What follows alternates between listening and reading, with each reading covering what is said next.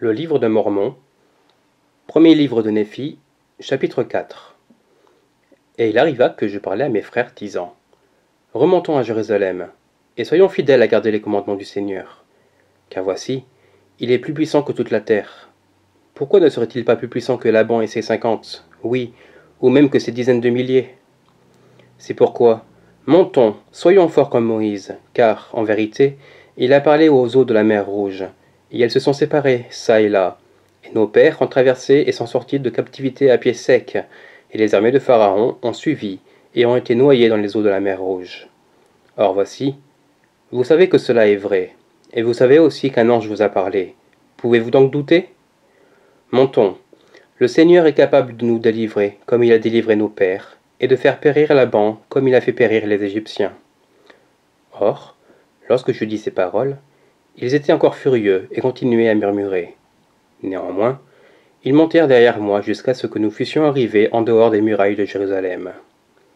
Et c'était la nuit, et je les fis se cacher à l'extérieur des murailles. Et lorsqu'ils se furent cachés, moi, Néphi, je me glissai à l'intérieur de la ville, et je m'avançai vers la maison de Laban. Et j'étais conduit par l'esprit, ne sachant pas d'avance ce que j'allais faire. Néanmoins, je m'avançai, et, comme j'arrivai près de la maison de Laban, je vis un homme, et il était tombé par terre, devant moi, car il était ivre de vin. Et lorsque j'arrivai à lui, je découvris que c'était Laban. Et je vis son épée, et je la tirai de son fourreau. Et sa poignée était d'or pur, et son exécution était extrêmement fine, et je vis que sa lame était de l'acier le plus précieux. Et il arriva que je fus contraint par l'esprit de tuer Laban. Mais je dis en mon cœur: Jamais, à aucun moment je n'ai versé le sang de l'homme. Et je reculai, et souhaitai ne pas devoir le tuer. Et l'esprit me dit encore: Voici, le Seigneur l'a livré entre tes mains. Oui, et je savais aussi qu'il avait cherché à m'ôter la vie. Oui, et il ne voulait pas écouter les commandements du Seigneur, et il s'était également emparé de nos biens. Et il arriva que l'esprit me dit encore: Tue-le, car le Seigneur l'a livré entre tes mains. Voici, le Seigneur fait mourir les méchants pour accomplir ses justes desseins. Il vaut mieux qu'un seul homme périsse que de laisser une nation dégénérer et périr dans l'incrédulité. Et alors, lorsque moi, Néphi, j'ai entendu ces paroles, je me rappelai les paroles que le Seigneur m'avait dites dans le désert. Si ta postérité garde mes commandements, elle prospérera dans la terre de promission. Oui, et je pensais aussi qu'elle ne pourrait pas garder les commandements du Seigneur selon la loi de Moïse, si elle n'avait pas la loi. Et je savais aussi que la loi était gravée sur les plaques d'airain. Et en outre, je savais que le Seigneur avait livré Laban entre mes mains pour que j'obtienne des annales selon ses commandements. C'est pourquoi j'obéis à la voix de l'Esprit, et pris Laban par les cheveux, et lui coupai la tête avec son épée. Et lorsque je lui eus coupé la tête avec son épée, je pris les vêtements de Laban, et m'en revêtis complètement le corps, et je mis son armure à ma ceinture. Et lorsque j'eus fait cela, je me rendis au trésor de Laban. Et tandis que je me rendais vers le trésor de Laban, voici, je vis le serviteur de Laban, qui avait les clés du trésor. Et je lui commandai, avec la voix de Laban, de m'accompagner dans le trésor. Et il pensa que j'étais son maître, Laban, car il voyait les vêtements et aussi l'épée que j'avais mise à ma ceinture. Et il me parla concernant les anciens des Juifs, sachant que son maître, Laban, était sorti de nuit parmi eux. Et je lui parlais comme si ça avait été Laban.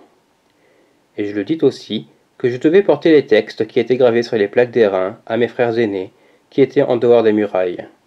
Et je lui commandai aussi de me suivre. Et lui, pensant que je parlais des frères de l'Église, et que j'étais vraiment ce Laban que je vais tuer, c'est pourquoi il me suivit. Et il me parla de nombreuses fois des anciens des Juifs, tandis que je me rendais auprès de mes frères qui étaient en dehors des murailles.